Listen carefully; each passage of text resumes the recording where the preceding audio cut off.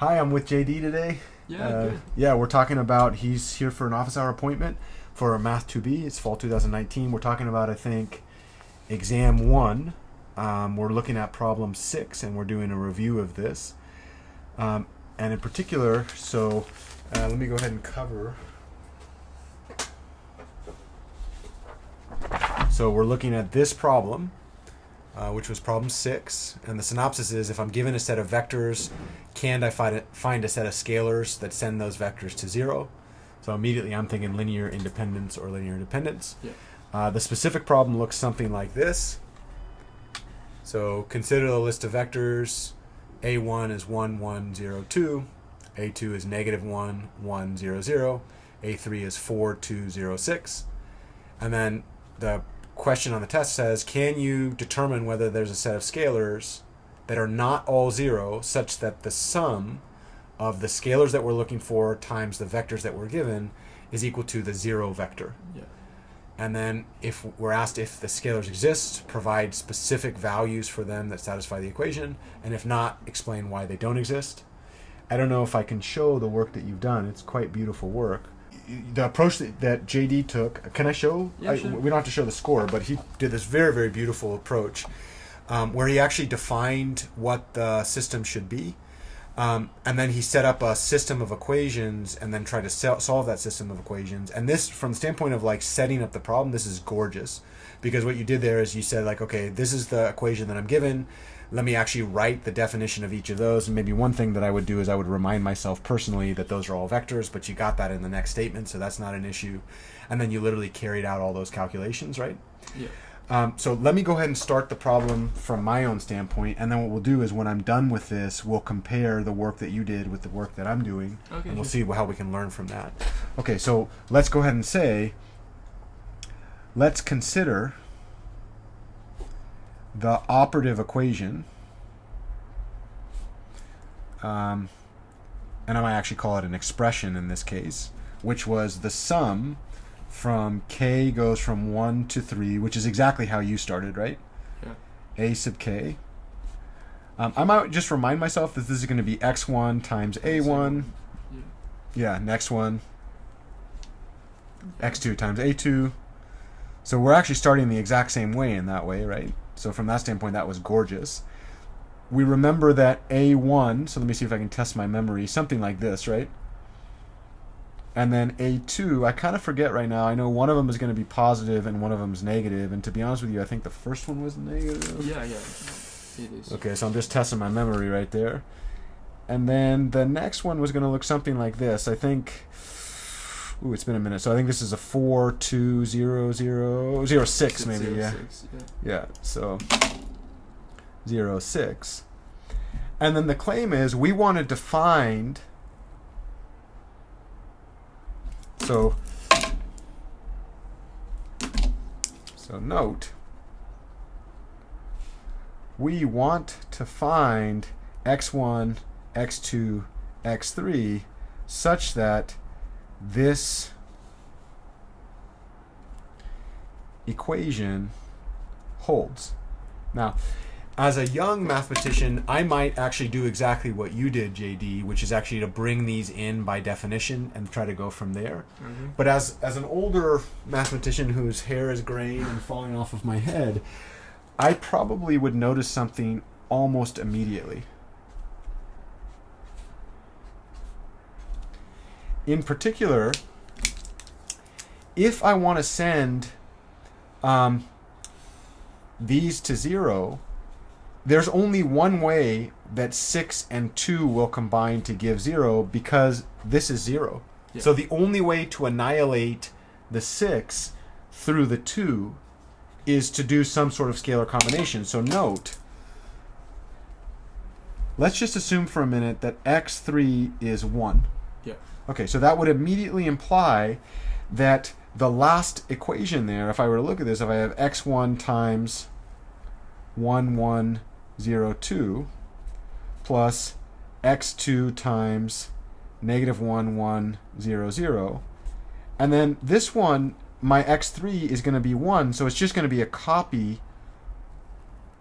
of that vector, and the claim is on the outside I would immediately want those things to be 0 by the definition of the original problem statement, right? Yeah. But here's the question that I would have for you. If I know that this term is 6, that term is 0, it doesn't matter what the hell x2 is, right? Sure. What must be true about x1 in order to send 6 to 0 through this linear combination? X1 should be -3. Yep. So this would immediately imply that x1 was equal to -3, and this is where I would get into my little song about rookies versus pros. Too many rookies, not enough pros. I'm running out of room. What does a rookie do when they run out of room? Write all in the bottom, all like this. What does a pro do? Brand new sheet of paper, right? Yeah. Okay, so now we're looking at this thing. Let's take a look at that linear combination. So now x1 was -3 times 1, 1, 0, 2. I don't know what the hell x2 is going to be right now because I'm not at that point in my problem, right? But I know I've made this simplifying assumption that x3 would be 4206, and then the whole claim is I want the entire thing to be equal to 0. So now let's go real slow. What goes on there? -3, -0, -6. Yep. Not sure what x2 is going to be, right? Yeah, So still not completely sure what's going on there, but I've got -1, 0, 0. And then over here, I've got something that looks like 4, 2, 0, 6. Yeah. And the whole claim is I want that thing to be equal to 0. 0. So I'm actually searching for my x2 to make that happen. But that's going to be true if and only if what? Well, what happens when I add those two vectors together? What do I get? It's going to be -1. -1. Well, let's see. 1. -3 plus 4 Yeah, is it's 1. positive 1. Yeah, right. So that's a positive 1. -3 plus 2. Is -1. -1. All zeros across. 0. 0. 0. So now the question is, when I have x2, is there a way to multiply this vector and add it to that vector such that I get 0 out?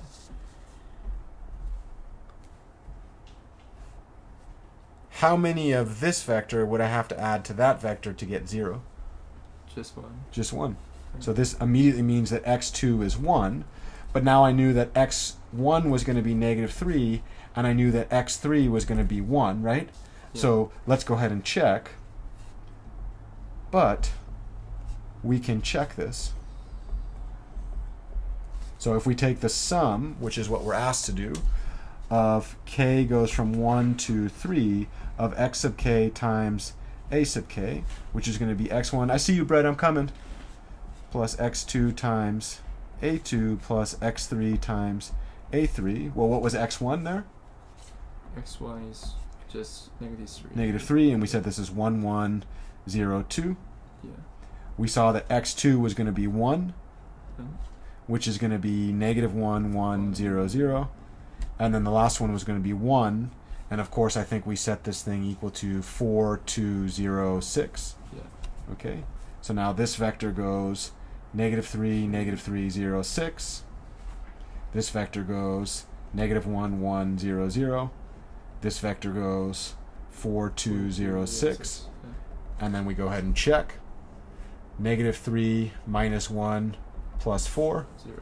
Yeah. -3 plus 1 plus 2. 0. That's my favorite entry in this whole thing. And then we've got -6 plus 0 plus 6. Yeah. And indeed we see 0, 0, 0. So from that standpoint, what I'll say is when I look at your work, I actually see the start of this thing.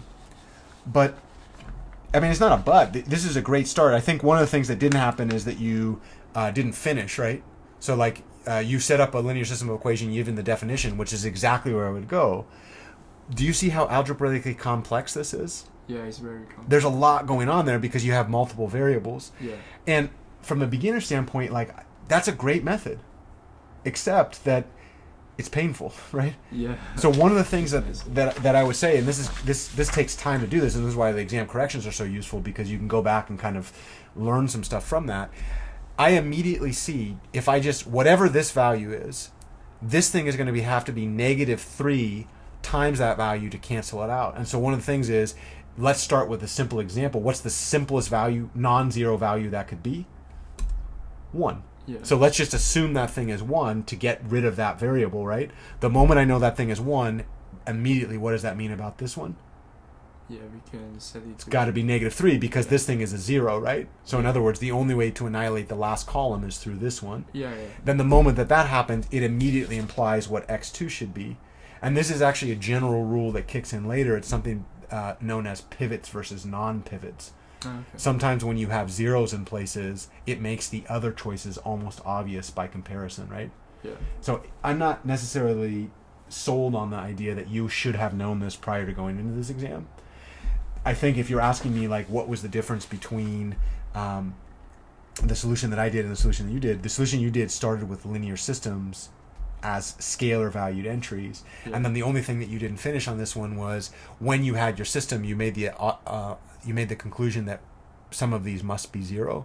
But I actually don't necessarily agree that the system that you generated only had the solution that you had here. This is a solution, Yeah. for sure, but it's not the only solution. I see. And so from that standpoint, what I'd say is there's some math to do here. I welcome you to do that math in the scalar version, but what I would really recommend is Yeah. avoiding that headache.